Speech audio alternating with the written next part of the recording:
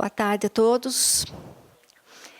Vocês devem estar olhando o que tem a ver startup, autismo, dedicado ao transtorno, congresso. O que tem a ver essa palestra com empreendedorismo, com vocês? Eu diria o seguinte, tem muito a ver, não pelo foco do autismo, tem a ver com a questão de empreendedorismo, tem a ver com algo diferente, tem a ver com alguma coisa chamada desafio e tem a ver com algo chamado ousadia. É exatamente isso que eu vou cutucar vocês. Eu não vou trabalhar como uma palestra, eu espero que a gente converse aqui. Eu construí essa apresentação aqui muito mais com um propósito de provocação. Provocação no sentido de que nós estamos em outubro de 2015 com uma série de questões de dimensionamento de o que nós temos pela frente, como nós estamos, que perfil é esse de empreendedor, que perfil é esse profissional, que desafio as empresas têm hoje, que desafio as instituições públicas e privadas têm pela frente e que país nós estamos encontrando e nós esperamos encontrar em 16, em 17, 18 e assim por diante.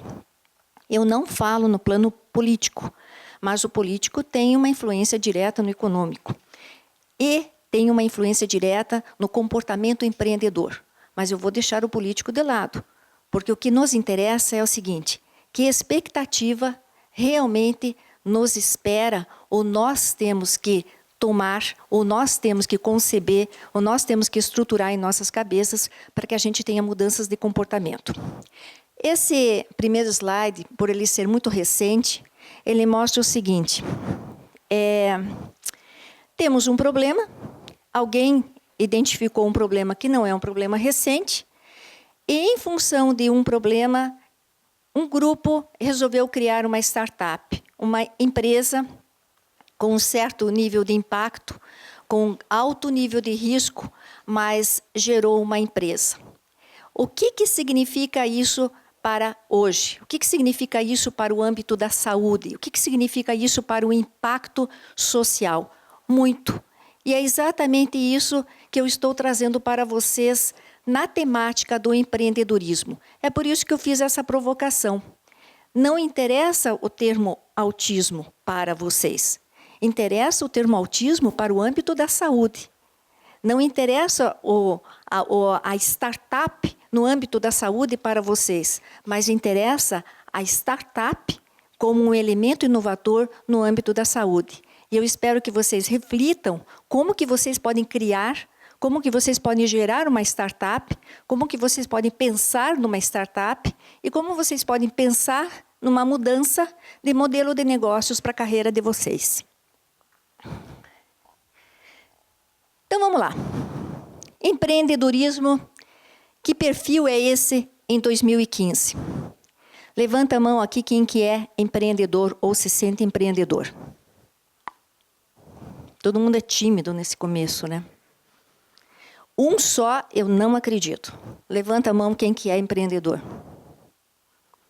Continua tendo um só, também não acredito. Levanta a mão quem é empreendedor. 2, melhorou. Pessoal, eu ia dizer, cara, não dá para acreditar. Na realidade, todo mundo aqui é empreendedor. Servidor público é empreendedor? É ou não é, pessoal? É ou não é? Claro que é. Lógico que é. Devia ser? Lógico que sim. Vocês são empreendedores? Claro que vocês são. Ou vocês são letárgicos. Nossa, chocante isso, né? Todo mundo aqui é empreendedor a partir do momento que vocês não aceitam um status, uma situação como ela é, e propõem, e são capazes, e têm exatamente um comportamento diferenciador para novas formas de enxergar o mundo, novas formas de tratar diferentes processos, ou os mesmos processos. Todos vocês, todos nós, temos uma grande capacidade de mudar alguma coisa. Todos nós. A partir do momento que todos nós temos essa capacidade, todos nós somos empreendedores. Portanto, quando eu pergunto assim, levanta a mão quem é empreendedor, e um levanta, parabéns. Depois 2 levantam, parabéns. Está na hora de perguntar de novo. O que é empreendedor aqui? Melhorou, né? Está melhorando. Então, vamos lá. Todo mundo é empreendedor. Eu não, particularmente, eu sempre digo que idade é a melhor coisa que tem no mundo, né? A gente pega e fala umas besteiras, todo mundo acredita. Eu não acredito em pesquisa. Vamos ver se a tua capacidade, se você nasceu empreendedor. Não esqueçam isso, tá? Essa história de, eu sou empreendedor porque eu nasci, porque meu espírito é isso. Esqueçam isso, tá? Empreendedorismo é uma coisa que muitas vezes você é estimulado a ser. Muitas vezes é a tua condição natural no teu emprego que te leva a ser empreendedor. Muitas vezes é o teu chefe, que por ele ser um cara negativo, te estimula a ser empreendedor para mostrar para ele que você tem fibra, que você tem garra. E daí você diz assim, cara, se está me puxando para baixo, eu vou mostrar que eu sei fazer alguma coisa diferente. E esse teu fazer diferente, você muda um status de uma grande situação na empresa onde você está, ou no teu negócio. E aí você mostra para você mesmo que você é empreendedor. Essa palavra, que é uma palavra que já foi de moda, hoje muita gente utiliza como moda, não é de moda. É uma situação que te traz uma grande condição diferenciadora. Mas se você está falando que não é de moda, por que é diferenciador? Te traz uma condição diferenciadora porque é o que toda empresa quer. A tua capacidade de fazer mudar uma condição que a empresa tem ou de criar algo que a empresa precisa. Aí vem essa pergunta assim, o perfil em 2015 mudou? Claro que mudou. A gente está vivendo uma série de condições mundiais, já não falo nacionais, não falo regionais, mundiais, que fazem com que todo mundo queira mudanças. Nós temos alto nível de concorrência, nós temos empresas de alto impacto nascendo por aí, nós temos uma série de situações de alto risco, demandas de alto risco, demandas de grande concorrência, demandas que sugerem que ou você se diferencia ou você morre, demandas que sugerem que o perfil de público que realmente quer algo diferente, ele está crescendo, ele está sendo exigente. Então, o perfil empreendedor mudou. Não é só em 2015, já vem vindo de muito tempo. Mas hoje, 2015, dezembro de 2015, para o Brasil, para o cenário brasileiro, está muito mais crítico. E é isso que a gente tem que começar a prestar um pouquinho mais de atenção. Porque esse crítico que eu estou falando para vocês significa o quê? Geração de emprego, geração de renda. E isso gera uma outra condição que me dá um pouquinho mais de... não é temor, mas um pouquinho mais incerteza, que é a condição de permanência em trabalho, condição de permanência em emprego. Então, vamos lá. Se eu tenho hoje uma série de condições que me geram incertezas, o que eu tenho que fazer? Primeiro, eu tenho que ser proativo. Segundo, eu tenho que trabalhar com todos os problemas, com todos os fracassos, de maneira que eu gere de todas essas situações, um conjunto de reflexões para que eu faça um grande planejamento. Terceiro, eu tenho que agregar conhecimento e informação e filtrar para trabalhar com eles, conhecimentos e informações, de maneiras estratégicas. Aí eu vou usar uma coisa importante, uma frase, um termo, uma expressão, enfim, que eu trabalho muito com os alunos da ciência da computação. Eu digo para eles o seguinte, cuidado com a síndrome da informação. O que é a síndrome da informação? A gente lê muito, a gente busca muita informação, a gente não consegue filtrar o que é importante e o que não é. Então, chega uma hora, é igual fazer dissertação, fazer tese, fazer monografia, trabalho de graduação. Chega uma hora que você coleta tanta informação, tanta, que você perde foco. E é exatamente isso que o empreendedor, é exatamente isso que o comportamento empreendedor exige. Você tenha foco. Então, você tem que canalizar uma série de objetivos e você tem que trazer essas informações de maneira a ter um elemento, um totem de conteúdo para trabalhar com esse conteúdo estrategicamente. Bom, quais são as iniciativas que sustentam o empreendedor? Primeiro, a capacidade inovativa. Primeiro não, vou colocar nesse rol aí. Capacidade inovativa. Empreendedor tem que ser inovador? Tem que ser. Inovador em processo, em produto, em comportamento, em conduta, em qualquer espécie, mas ele tem que ser inovador. Ele tem que pensar de forma multidisciplinar. Aí é algo também interessante. Às vezes, a gente está mexendo com... E isso acontece muito nos cursos de graduação e pós. Às vezes, a gente está mexendo com um projeto e há uma tendência nossa, enquanto estudantes, ou enquanto professores, enquanto grupo de pesquisas, integrantes de grupos de pesquisa, de agirmos de maneira muito concentrada em nossa área. Há uma tendência também nas empresas de desenvolverem projetos também concentrados na nossa própria expertise. A gente não pensa que se a gente ampliar e trabalhar em multiáreas, a gente ganha também em escala, mas a gente ganha em linhas de conhecimento. A gente amplia oportunidades de criatividade. Então, quando eu coloco ali multidisciplinaridade, significa o seguinte: pensem sempre em agregar pessoas, em agregar conhecimentos, em agregar profissionais que sejam de outras áreas aos grupos de trabalho de interesse de vocês. Vocês vão ganhar muito com isso. Outra coisa, atualização contínua. Pessoal, só enxerguem realmente como um grande objetivo de carreira empresas, instituições que estabeleçam para vocês um plano de atualização contínua.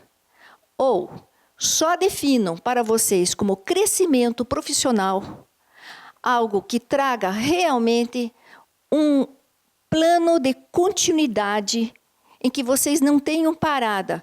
Não significa, tá bem, eu vou chegar doutor, vou chegar pós-doutor e acabou. Não, não é isso. Eu estou dizendo que não tenha parada em vários aspectos, não é só em titulação. Se você chega ao último nível de pós-doutorado, esse não é teu último nível em titulação. Você tem que abrir outras linhas de conhecimento e ampliar essas linhas de conhecimento. O que você não pode é encerrar por ali e determinar que esse é teu plano de fixação na tua carreira. O crescimento, essa atualização contínua, ela é fundamental. Não pensem que a gente tem uma linha, um ponto em que a gente encerra a nossa atividade de conhecimento, ou de carreira, ou então de... vamos lá, eu vou chegar a um determinado momento, eu vou descansar, eu vou desenvolver projetos, e é realmente aí que eu chego no meu ápice profissional. Não tem isso. Se você realmente quer ser empreendedor no âmbito maior da tua carreira, não tem esse ápice. Tem sempre um processo contínuo. Compromisso com iniciativas sociais. Isso aí começou recentemente. Recentemente para quem? Recentemente para o Brasil? Infelizmente, eu tenho que dizer que recentemente para o Brasil. Mas, felizmente, que começou. Nós estamos trabalhando com algo chamado empreendedorismo e negócios sociais, que o Brasil está começando a entender que é algo que vale a pena. As empresas estão começando a trabalhar com o sentimento de que vamos investir em negócios sociais. As empresas e os empreendedores estão entendendo que vale a pena investir em coisas, em atitudes, em procedimentos, em composições de projetos que tenham toda a receptividade para ambientes sociais. Esse compromisso com iniciativas sociais é algo que dá uma repercussão, um retorno para o empreendedor com grande valor agregado para a carreira dele. Qualidade nas respostas de mercado. Bom, se eu fizer um outro traçado, esse item, qualidade nas respostas de mercado, significa o seguinte. Qualidade nas respostas ao mercado significa o seguinte. Todas as vezes que vocês fizerem um bom projeto, todas as vezes que vocês trabalharem, o quantitativo dessas respostas, importa o qualitativo dessas respostas, esse mercado vai dar um retorno para vocês dizendo o seguinte: você é realmente um empreendedor que tem um diferencial que interessa não para uma, mas para várias empresas. É exatamente assim que o empreendedor tem que pensar. Aí vocês vão dizer assim, bom, Lenice, você falou um monte de coisa que a gente tem que ser diferente, que a gente tem que pensar em compromisso social, que a gente tem que pensar em crescer, não só em titulação, que a gente tem que pensar sempre em formar grupos multidisciplinares, que a gente tem que ser inovador, e daí? Como e daí? Daí que se você quiser realmente trabalhar entre vários ambientes instáveis, dentre vários ambientes, numa dinâmica de incertezas que nós temos hoje, a tua única forma de sobreviver e de se manter num ambiente em que existem vários pontos de interrogação é através desses elementos aqui. E eu diria mais, estou sendo muito franca com vocês, ou é isso, ou é isso. Não existe outra fórmula. Ou vocês seguem esses ritos aqui, ou vocês trabalham com essas características, ou vocês estão fora, ou nós estamos fora. Porque a sociedade, os ambientes produtivos, as empresas, sejam elas, as instituições, sejam elas públicas ou privadas, elas, de alguma maneira, elas estão demandando este perfil, estas condições. Porque elas também vão precisar sobreviver com essas condições. E, repito, independente daquele exemplo que vocês viram no primeiro momento lá, não importa a área, não importa se seja a área da saúde, se seja das ciências exatas, se seja da tecnologia, se seja das humanas, não importa. Todos eles têm os mesmos critérios, têm os mesmos ritos. Tá, e daí? A eficiência e a eficácia dessa cultura empreendedora, inovadora. Primeiro é a compreensão dos avanços econômicos, sociais e ambientais de uma comunidade. Tudo bem. Eu tenho que entender que mundo é esse que eu pertenço. Daí vocês vão dizer, mas isso é óbvio. Posso dizer uma coisa para vocês?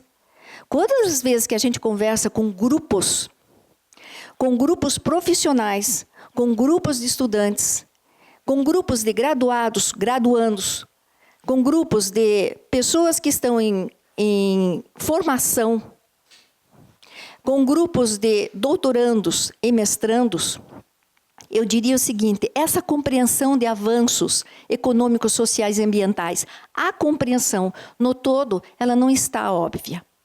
A gente tem uma natureza de entender parte dela, mas não a sua totalidade. Porque também faz parte da nossa natureza entender parte, mas não a totalidade.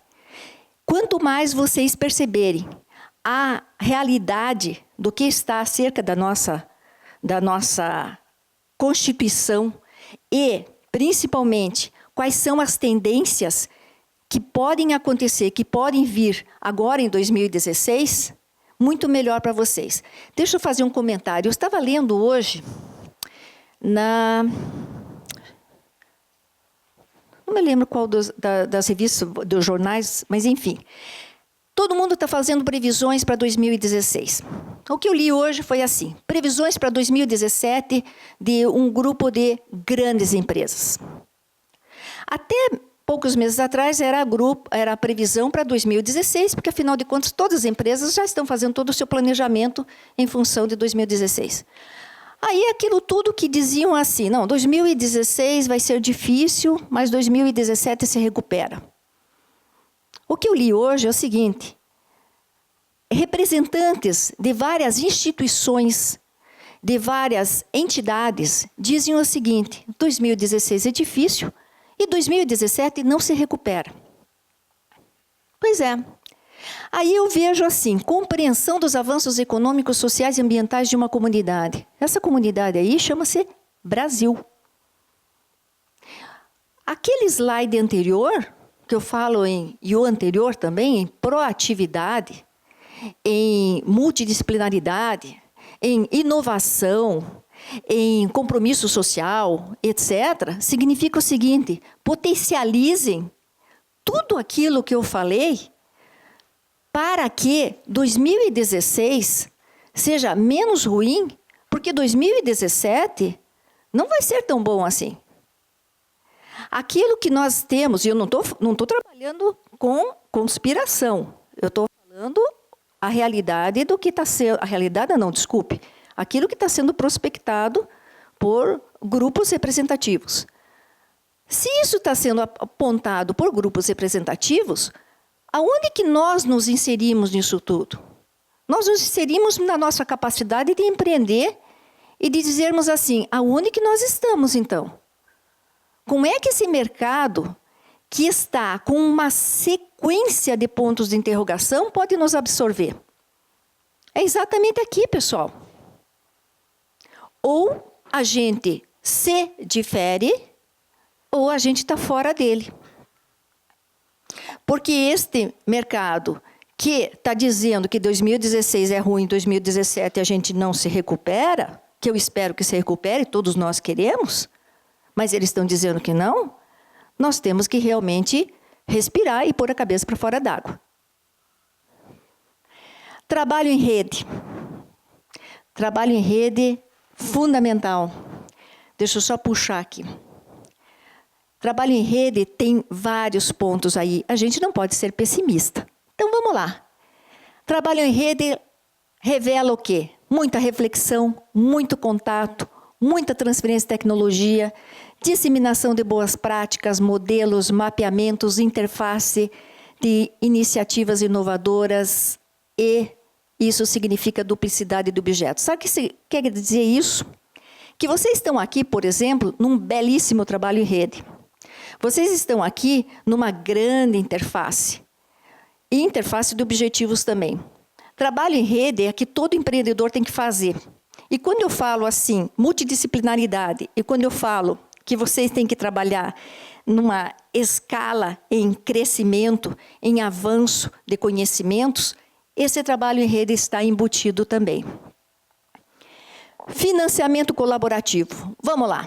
Espírito empreendedor diz o seguinte, uma das coisas é a capacidade inovadora. Capacidade inovadora significa gerar ideias, gerar algo que não existe ou gerar alguma coisa que pode, ou modificar alguma coisa que já existe, mas alguma coisa que realmente seja consumido pela sociedade. Digamos que eu realmente tenha alguma ideia, mas eu não tenha nenhum recurso. Qual é a solução hoje? Bom, uma das soluções é eu ir buscar através de fundos de investidores. E existem vários fundos de investidores. E o que se tem hoje, em um dos grandes grupos, é através da condição do crowdfunding, que tem condições de receber recursos, qualquer quantidade de recursos, para alavancagem de negócio. Isso significa o quê? Empreendedores, vocês que têm iniciativas para gerar negócios, para desenvolver negócios inovadores, vocês têm alguma condição de alavancagem para esta inovação. Outra condição que vocês têm para quem quer realmente inovar, para quem quer ter opções, oportunidades dentre todas as outras condições de empregabilidade. Incubadoras e aceleradoras. Incubadoras e aceleradoras, alguém já ouviu falar? Já, né? Sim? Levanta a mão quem sim, quem não. Quem sim, quem não. Tá. Quem sim, quem não. O que é incubadora? Vou acordar vocês um pouquinho aqui. Eu tenho que acordar vocês. O que é incubadora? Um exemplo seria essa empresa Júnior. Graduação geralmente monta empresa Júnior e o pessoal vai se preparando. Quase. Quase.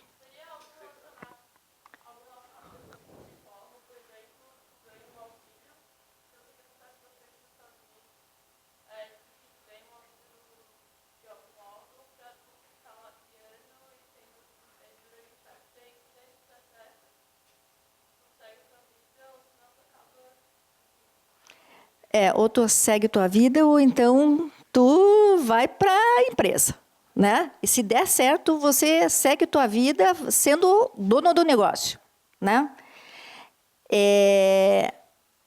Também.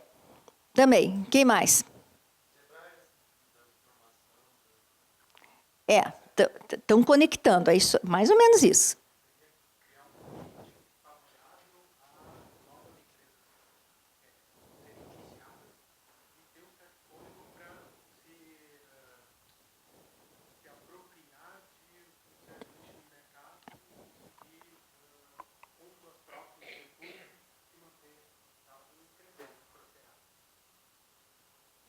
Tá, então vamos lá. Quem aqui acha que tem uma boa ideia?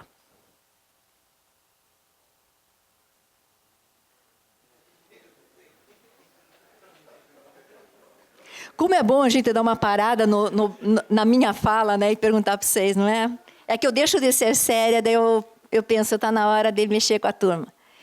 Quem aqui tem uma boa ideia, qualquer boa ideia, mas não sabe se ela é factível ou não, mas tem uma boa ideia? Pois é, não sabe se é factível ou não. Levanta a mão, pode levantar, não tem problema.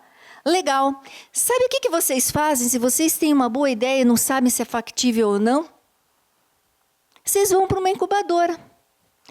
Não precisa ser necessariamente formado, tá? Vocês podem ser alunos de graduação, desde que haja um edital aberto e que o edital permita isso. Vocês escrevem um projeto, seguem um rito, tá? Escrevem lá um modelo, não é um modelo de negócio ainda, porque depois vocês vão conceber esse modelo de negócios. Vocês levam para esse local chamado incubadora, ou um local que o antecede, chamado uma pré-incubadora, mas isso aí a gente muda o nome.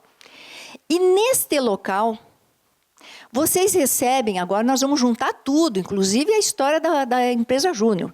Neste local, vocês vão receber todas as orientações de gestão daquela ideia. Ou seja, eu tenho a ideia. Eu quero desenvolver um aplicativo para atender autistas. E quero gerar uma startup. Lembram daquele primeiro slide? Mas eu tenho um filho autista. Eu sei do problema. Eu vivencio o problema. Então, sabe o que eu faço? Eu tenho um problema, eu sei o que significa uma comunidade de famílias autistas, e eu tenho noção de desenvolvimento de aplicativo. Mas eu não sei fazer negócio disso. Eu vou numa incubadora, essa incubadora vai dizer, Lenice, vem cá. Vamos estudar mercado, eu vou te ajudar a estudar mercado. Eu vou te ajudar a fazer disso aí um negócio.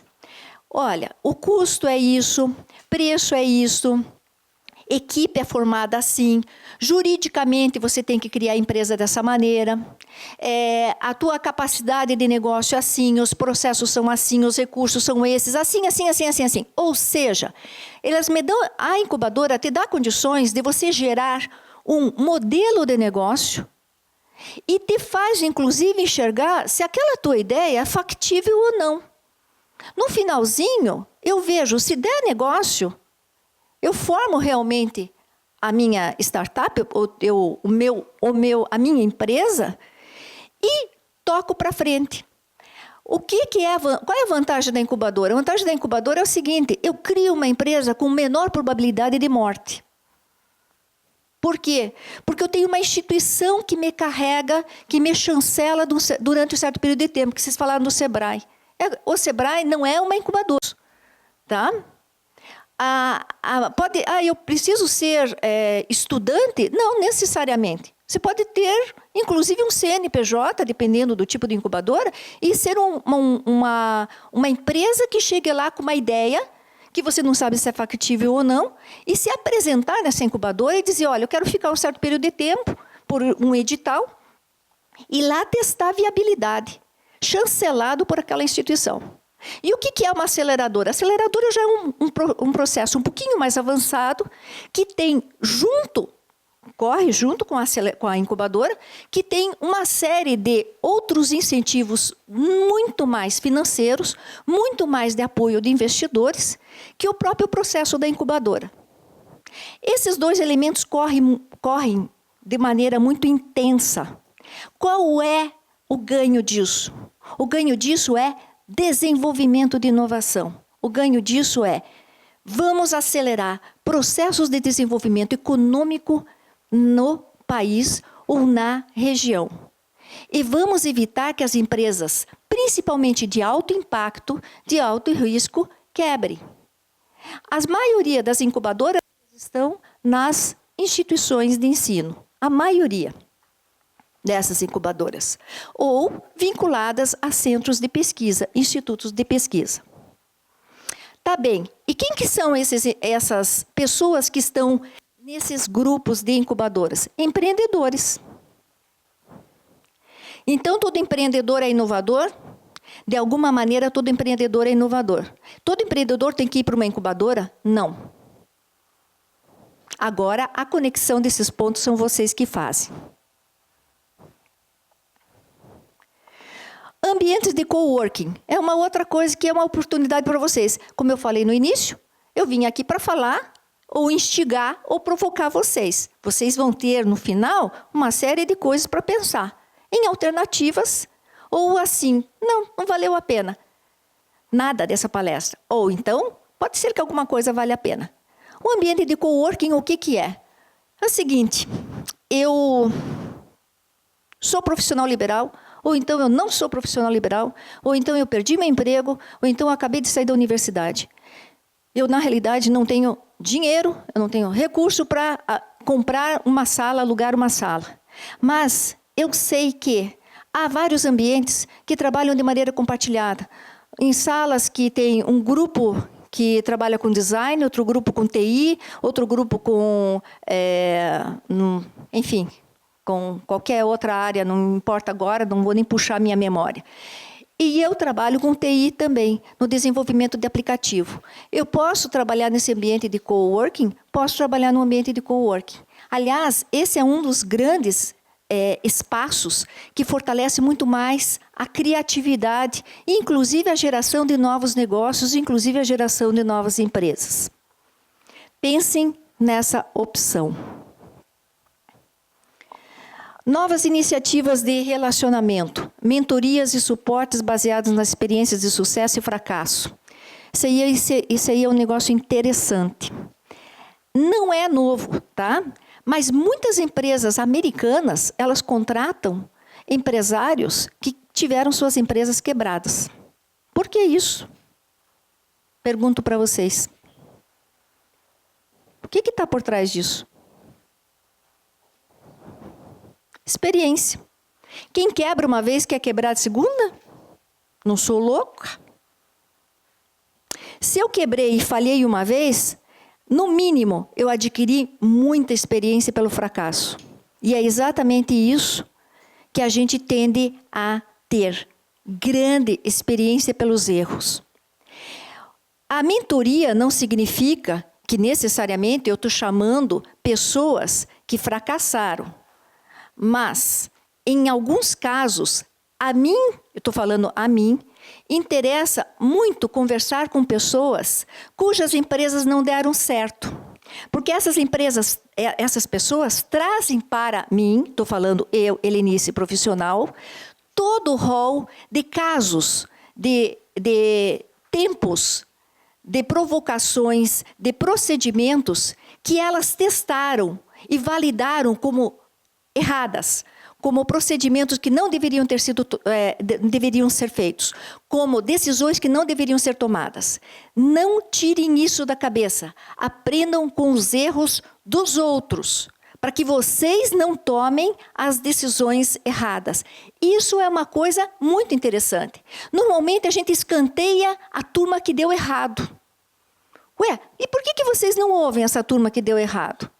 Por que normalmente a gente pega e bota essa turma de lado? Por que vocês escanteiam, nós escanteamos essa turma? Por que a gente chama, vocês já notaram isso? A gente chama para dar palestra justamente os casos de sucesso. É ou não é? Pô, vamos chamar um cara que deu errado. Porque o cara vai chegar aqui e vai dizer, pois é, minha empresa era assim, assim, assim, assim, eu fiz isso, quebrei a cara, pronto, podem ter certeza que vai ser um grande ensinamento para vocês. Esse aqui é a antipalestra, tá? Que eu estou falando para vocês.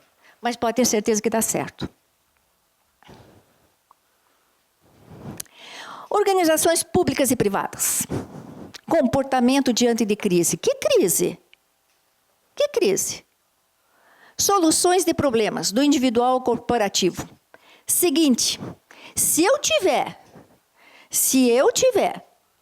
um chefe, vou dizer isso para vocês, que não aceitar uma solução diante de algo que eu esteja percebendo que é um problema, eu não jogo a toalha no chão. Eu peço o meu boné. Ah, mas você é servidora pública, como é que você vai pedir o teu boné? Eu peço o meu boné. No meu espírito, como profissional, e até na fase que eu estou, da minha vida, de idade, logicamente, se eu não tiver incentivo para que alguém aceite alguma sugestão para melhoria, o meu estado motivacional cai tanto que eu prefiro ficar ou modificar o meu ambiente de trabalho e ir para outro em que eu realmente consiga mostrar que eu consigo contribuir para o coletivo, ou seja, eu saio do individual e vou para o coletivo, ou então eu não fico onde eu estou. Então, toda organização, seja ela pública ou privada, toda organização, ela só tira seu pé da crise, só tira qualquer ponto, em qualquer aspecto, quando ela realmente pega todas as pessoas que estão ali e enxerga cada uma delas como potencial empreendedora para sugerir propostas e soluções diante dos seus problemas. Eu vou repetir por um slide que vocês viram anteriormente. Gente, se a empresa que vocês quiserem trabalhar, ou que vocês forem trabalhar, ou que vocês estão trabalhando, não os incentivarem a crescer, eu vou falar uma coisa que é estranha. Me desculpem. Saiam dessa empresa. Mudem de empresa, mudem de foco, mudem de chefe. A gente não pode, né? Lógico, mas vamos lá. Escolham outro chefe, façam qualquer coisa. Mas essa empresa não é para vocês, esse chefe não é para vocês. Tá? E esse chefe, eu cruzo os dedos que tem os dias contados. Vocês vão dizer, gente, ela é muito poliana. Pois é, posso ser poliana. Mas nos dias de hoje, em crise, uma pessoa, um chefe, que ainda pensa que os colaboradores dele não estão contribuindo, ou ele acha que é uma ameaça quem está contribuindo ao sugerir melhorias, ele realmente é um chefe que precisa ser colocado de lado e não os seus colaboradores. Organização pública e privada, de novo, comportamento diante de crise, mudança cultural. Todos os casos tem que ter mudança cultural. Ah, mas mudança cultural, vamos para o filosófico. É uma coisa que leva muito tempo. Pô, se eu for pensar assim, eu não saio da minha letargia. Eu tenho que estimular a mudança cultural, sim. Nem que seja junto à minha equipe de projeto, nem que seja a minha equipe de trabalho. Prospecção para inovação. Esqueçam, ou eu mexo com inovação, ou eu penso em inovação, ou eu ajo com inovação, ou eu não saio de crise. Preocupação com impactos sociais, está na obviedade. E planejamento, execução, monitoramento, ajuste e planejamento. Há muito tempo atrás, eu assisti uma palestra com um canadense, e ele dizia assim, o tempo todo, a saída é planejar, planejar, planejar, planejar. Agora eu digo para vocês o seguinte, sabe qual é a saída? É planejar e monitorar, planejar e monitorar, planejar e monitorar. Sabe por quê?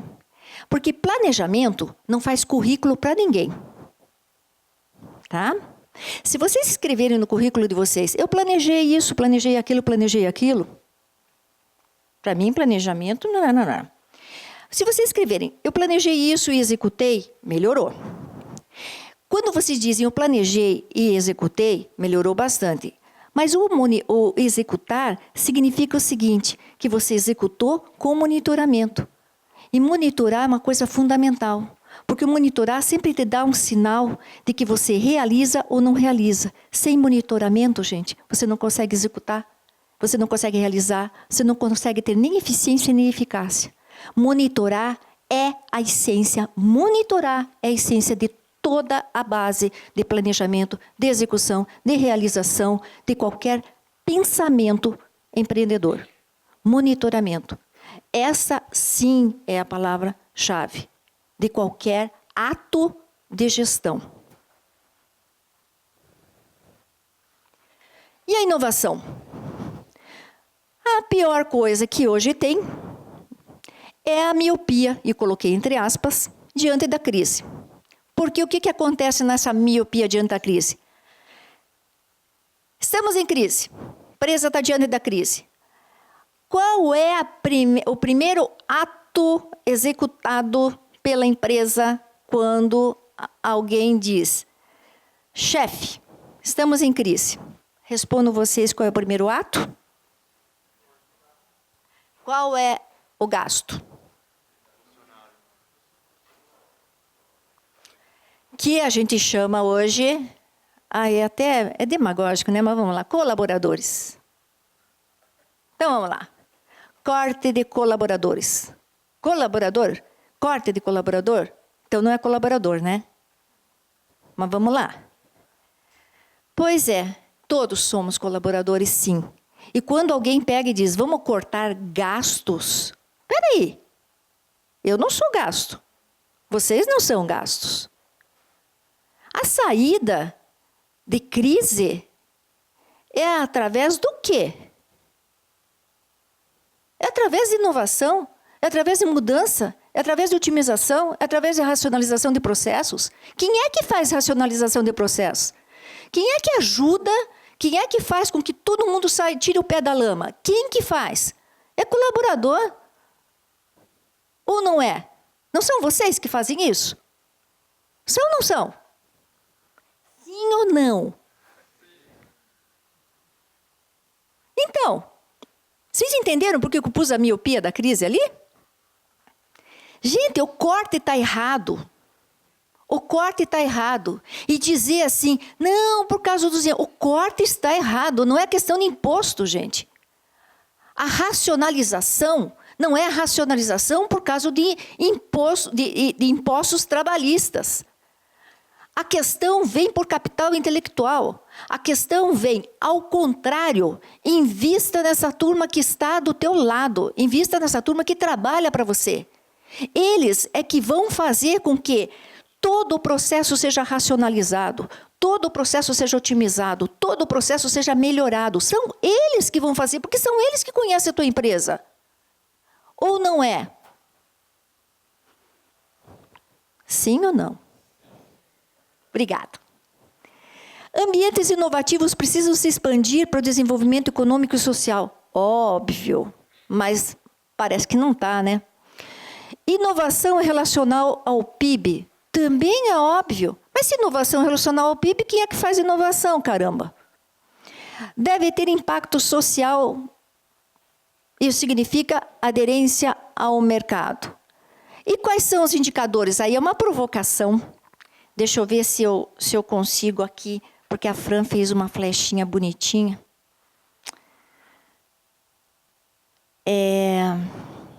Pois é, deixa eu voltar aqui só um pouquinho. Quais são os indicadores da inovação na cabeça de vocês? Que indicadores? Inovação? Como? O que mais?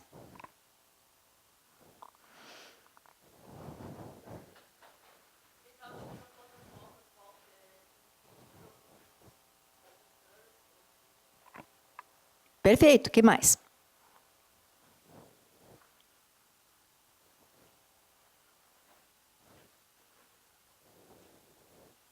Uau!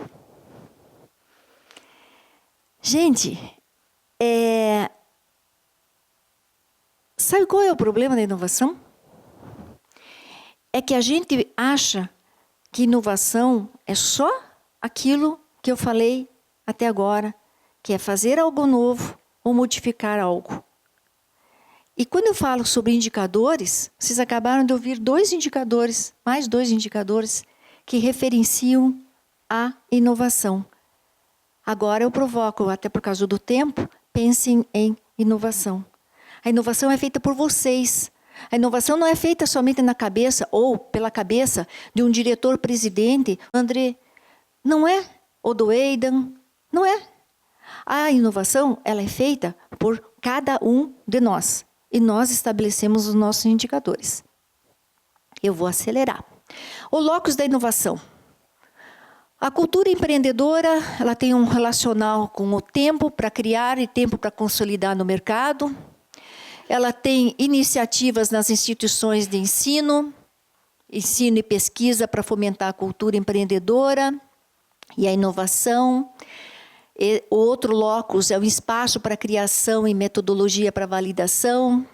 Outro locus são os ambientes inovativos que precisam se expandir para o desenvolvimento econômico e social. E agora eu dou uma aceleradinha. Um desses locus de inovação que estão à disposição é a Agência de Inovação da Universidade Federal do Paraná. E está aqui.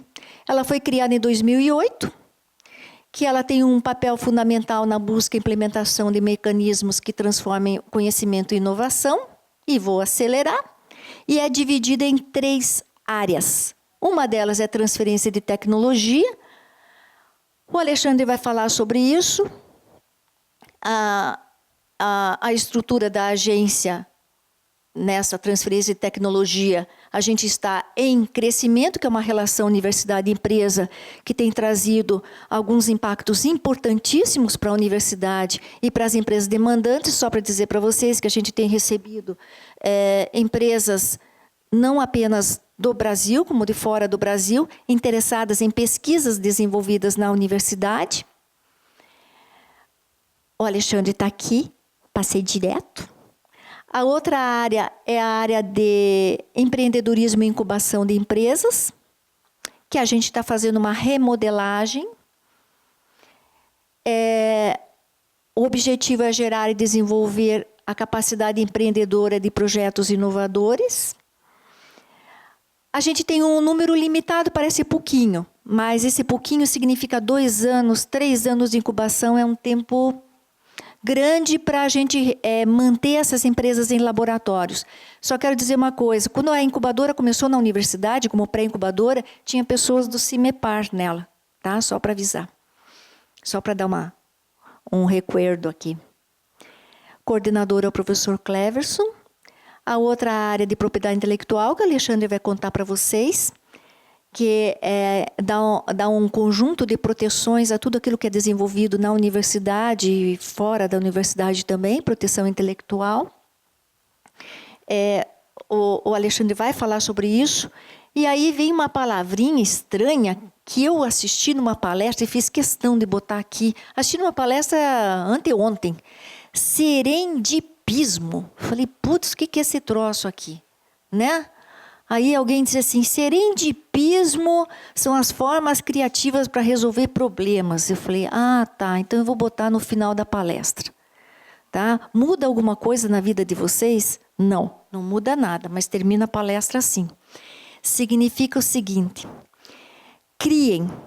A forma de vocês, não significa isso para eu terminar a palestra, tá? Mas eu vou terminar a palestra dessa maneira. Vocês querem ser profissionais diferenciados? Querem realmente inovar? Vocês querem realmente serem colocados em um locus de inovação nas empresas? Abram realmente suas mentes para fazerem certos processos de maneira inovadora. É só assim que vocês vão realmente se manter, se consolidar no mercado como profissionais que realmente vocês merecem estar. Nós estamos realmente numa situação em que nós demandamos tanto um mercado que precisa se aproximar numa escala de crescimento, nós precisamos apresentar grandes diferenciais de produção, nós precisamos apresentar muita oportunidade de mercado para trabalho, ou seja, postos de trabalho, e a gente tem um caos social que está instalado. Qual é a forma de sair de tudo isso? É ser empreendedor.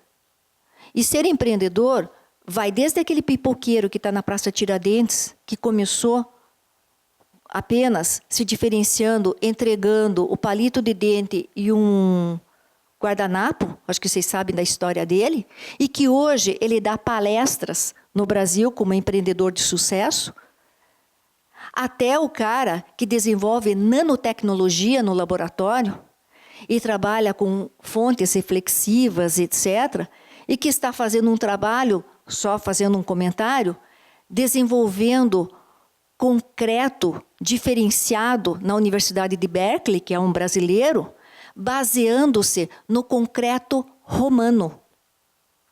Um concreto de 2000 anos atrás. Não sei se vocês sabiam disso.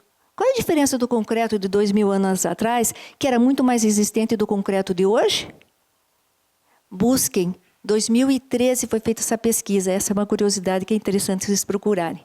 E esse é um cara empreendedor. O pipoqueiro é empreendedor e esse pesquisador da Universidade de Berkeley, que está fazendo essa pesquisa com base no concreto romano de 2000 anos atrás. Tá bom? Muito obrigado e boa sorte, empreendedores. E sejam empreendedores. Tchau.